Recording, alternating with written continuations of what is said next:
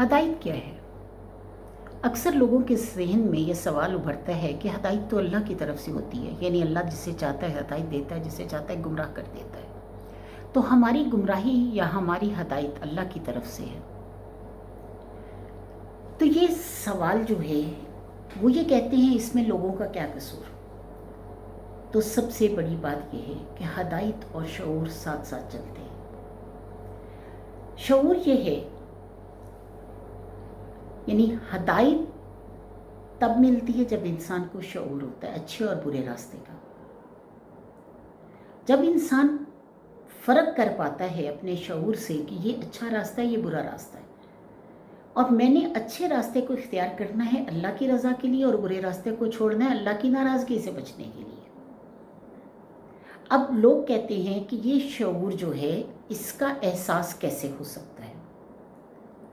تو اللہ تعالیٰ نے ہمیں شعور دیا، ہمیں ایمان دیا۔ شعور کو اس چیز سے، شعور کی موجودگی کا پتہ اس چیز سے لگتا ہے کہ ہم ذائقہ محسوس کر سکتے ہیں۔ اگر آگ میں ہاتھ دیں گے، آگ ہاتھ جلا دے گی۔ پھر کوئی اگر ہمیں تھپڑ لگائے گا تو اس کی ہمیں تکلیف ہوگی، یا ہم، یہ ہدایت جو ہے وہ جادو کی پڑیاں نہیں ہے۔ جس کو شعور مل گیا اسے ہدایت بھی نصیب ہو سکتی ہے۔ اب دیکھیں کہ ہم نوالا جو ہے وہ اپنے منہ میں ڈالتے ہیں، آنکھ ناک کان میں کیوں نہیں ڈالتے؟ ہمیں جب چلنا ہوتا ہے تو ہمیں پتہ ہوتا ہے کہ ہم چل کر وہاں تک جا سکتے ہیں۔ یہ ایک احساس ہے جو ہمارے اندر محسوس ہوتا ہے۔ ہمارے رب تعالیٰ نے، ہمارے اللہ نے، وحدہ لا شریک اللہ نے یہ ہمارے اندر پیدا کر دیا ہے، ڈال دیا ہے۔ اگر ہم انسان اس کو جان بوجھ کر رد کرتے ہیں تو قصور ہمارا اپنا ہے، ہدایت دینے والے کا نہیں ہے۔ اس نے سب کچھ بتا دیا، یعنی ہمیں شعور دے دیا، سمجھنے کی توفیق دے دی، ہمیں یہ بتا دیا کہ یہ سیدھا راستہ ہے، یہ غلط راستہ ہے۔ اب اس سیدھے راستے پر جاتے ہوئے اگر ہمیں کوئی تھکان ہوتی ہے، کوئی تکلیف ہوتی ہے، کسی چیز کی بھوک کا احساس ہوتا ہے، پیاس کا احساس ہوتا ہے، تو ہم اپنی وہ احساس کو ختم کرنے کے لیے کوشش کرتے ہیں۔ تو کیا ہمیں اس چیز کا احساس نہیں ہوتا کہ ہم غلط راستے پر جا رہے ہیں اور یہ راستہ ہمیں جہنم کی طرف لے کر جائے گا؟ ہم جان بوجھ کر جہنم کو کیوں اختیار کرتے ہیں جبکہ ہم جان بوجھ کر آگ کو نہیں پکڑتے؟ یعنی آگ ہمارے سامنے ہے تو ہم آگ کو نہیں پکڑتے۔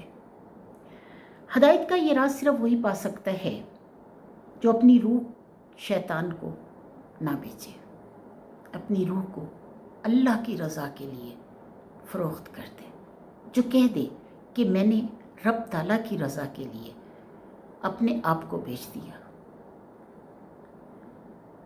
اللہ تعالیٰ فرماتا ہے کہ مجھے تلاش کرنے کے لیے قدم بڑھاؤ، اور اللہ کو تلاش کرنا مشکل تو نہیں، ناممکن تو نہیں۔ آپ سیدھی سی ایک بات لے لیں،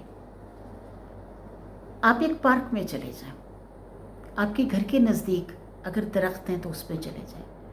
اگر آپ کے گھر میں لان ہے اور اس میں کچھ پودے لگے ہوئے ہیں تو آپ ان کے پاس چلے جائیں، پاس بیٹھیں، ایک ایک پودے کو غور سے دیکھیں۔ رب تعالیٰ کی قدرت ہے کہ اس نے پودوں کو پیدا کیا، وہی پانی ہے، وہی زمین ہے، لیکن پھولوں کے رنگ مختلف ہیں۔ آپ ان کے پتے دیکھیں، ان کے ہر پتے کی گرین کلر کا شیڈ ڈیفرنٹ ہوگا۔ آپ جب ان سارے پتوں کو دیکھیں گے تو اس میں بڑی لائنیں ڈیفرنٹ ہوں گی، اس پتے کی شیپ ڈیفرنس ہوگی، یعنی شیڈ بھی ڈیفرنٹ ہوگا اور شیپ بھی ڈیفرنٹ ہوگی، اس کے سائز ڈیفرنٹ ہوں گے، اس کی ہر چیز ڈیفرنٹ ہوگی، پھول کی ساخت بالکل الگ ہوگی۔ آپ جب ان تمام پھولوں کو دیکھتے ہیں تو کیا آپ قدرت رکھتے ہیں کہ بیج بو کر آپ کو پتہ ہوتا ہے کہ یہ ضرور اگے گا؟ اگر وہ بیج اندر ہی مر گیا تو آپ کیا کر لیں گے؟ کچھ کر سکتے ہیں؟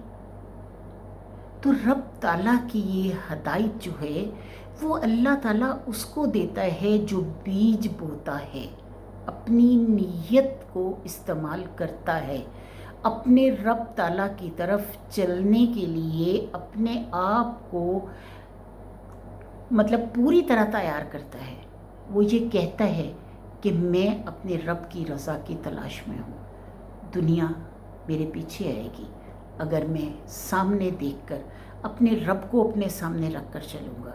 جب سورج کے سامنے آپ چلتے ہیں، سورج کے طرف دوڑتے ہیں تو آپ کا سایہ آپ کے پیچھے ہوتا ہے، اور جب آپ سورج کی طرف اپنی بیک کر کے چلتے ہیں تو آپ کا سایہ آپ کے آگے ہوتا ہے۔ تو ہدایت بھی بالکل اسی طرح ہے، اپنے رب کو اپنے سامنے رکھ کر اس کی رضا کی تلاش کے لیے آگے بڑھتے جائیں، آپ کی دنیا آپ کے پیچھے آئے گی۔ اور اگر آپ سورج کی طرف سے یا اللہ کی طرف سے منہ ہٹا کر دوسری طرف منہ کر لیں گے، یعنی بے ہدایتی کی طرف راغب ہو جائیں گے، بے حیائی کی طرف راغب ہو جائیں گے، گناہ کی طرف راغب ہو جائیں گے، تو دنیا آپ کے پیچھے پیچھے آئے گی اور دنیا آپ سے آگے آگے بھاگے گی اور آپ دنیا کی تلاش میں اسی کے پیچھے بھاگتے رہیں گے اور اللہ سے دوری کا راستہ آپ پکڑ لیں گے۔ تو کوشش یہ کریں اللہ کی طرف راغب ہوں، اللہ کی طرف رجوع کریں، اللہ ہی کی رضا کو تلاش کریں، کیونکہ اسی میں ہدایت ہے۔ اور اتنا تو شعور انسان کو اللہ تعالیٰ نے دیا ہے، اتنا تو اللہ تعالیٰ نے انسان کو اشرف المخلوقات بناتے ہوئے اس کے اندر ڈال دیا ہے کہ وہ اپنے راستے کو خود تلاش کر سکے۔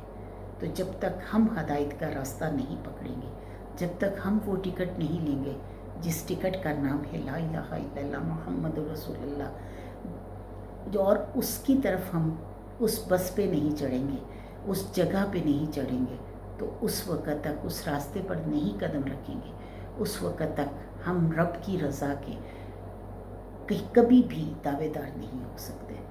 تو کوشش یہ کریں کہ رب کی رضا کے دعوے دار بنیں اور اللہ تعالیٰ کی طرف بڑھنے کے لیے وہ بیج بوئیں جو آپ کو پھولوں سے آراستہ کر دے، جو آپ کو اس راستے پر لے کر جائے جو صحیح طور پر صراط مستقیم ہے۔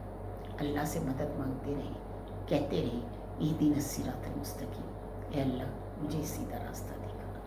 وآخر دعوانا الحمدللہ رب العالمین۔